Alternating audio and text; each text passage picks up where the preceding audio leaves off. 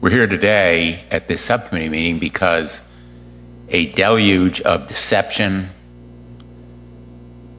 disinformation, and deepfakes are about to descend on the American public.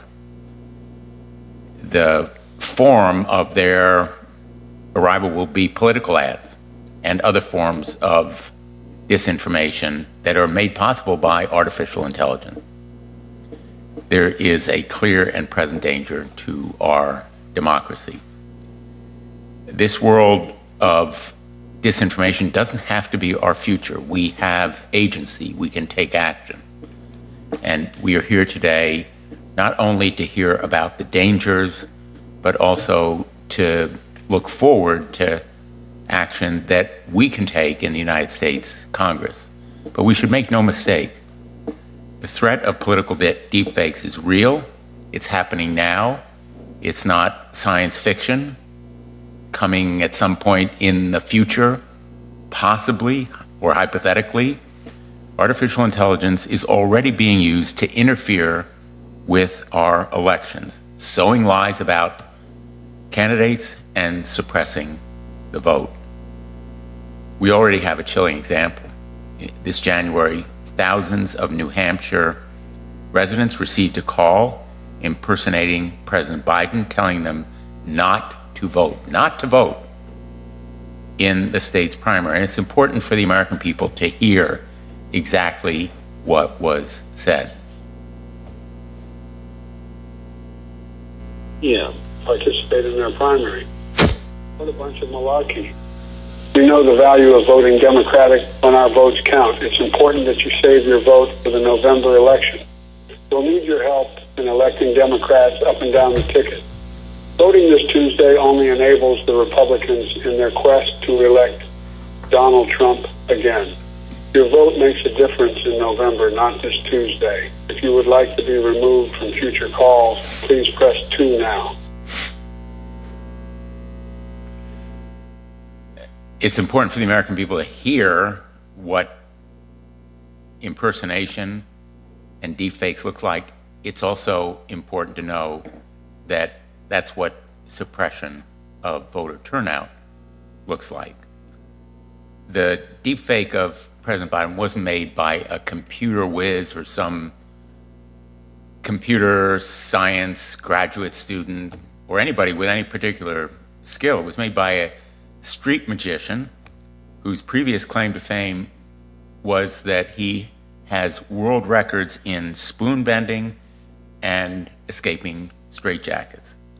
The voice cloning technologies used in that call were inconceivable just a few years ago. Now they are free, online, available to everyone. And it's not just voice cloning. Deepfake images and videos are disturbingly easy for anyone to create. Protecting our elections isn't about Democrats versus Republicans. Already, deepfakes have targeted candidates from across the political spectrum, and no one, literally no candidate, no voter, no one is safe from them. And if a street magician can cause this much trouble, imagine what Vladimir Putin or China can do.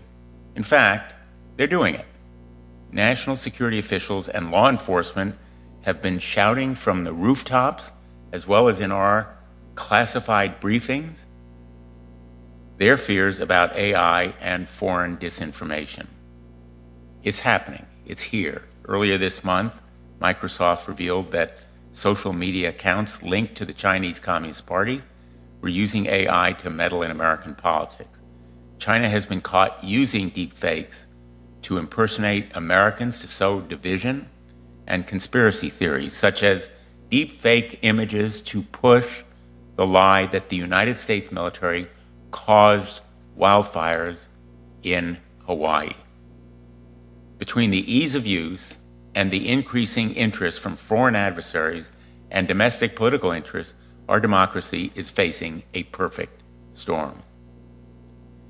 When the American people can no longer recognize fact from fiction, quite literally, it will be impossible to have a democracy.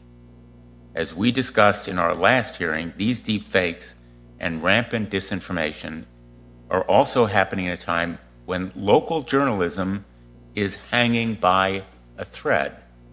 Deepfakes have targeted not only presidential candidates, but also Senate campaigns and local elections, like the recent Chicago mayoral election. Anyone can do it, even in the tiniest race. In some ways, local elections present an even bigger risk. A deepfake of President Biden will attract national attention. It will be publicized as disinformation and deception.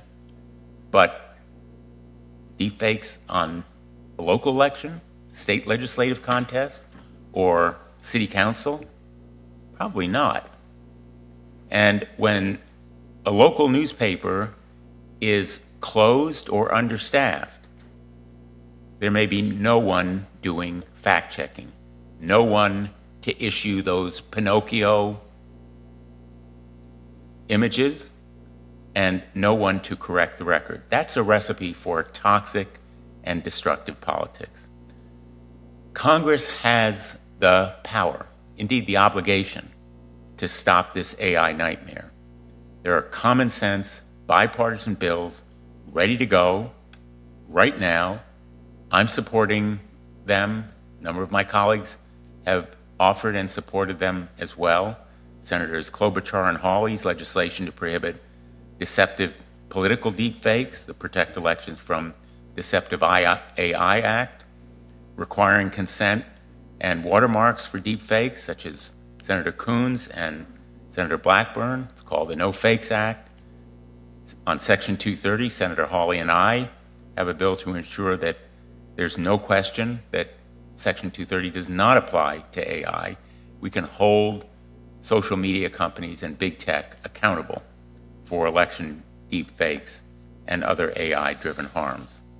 If we leave them unchecked, deepfakes and political deceptions will sow the seeds of our destruction as a democracy. It may sound like an exaggeration, but it is dangerously true. And so this world of disinformation, poisonous lives, doesn't have to be our future. Today, we need to begin or continue the process of making sure it isn't our future. And with that, I'll turn to the ranking member.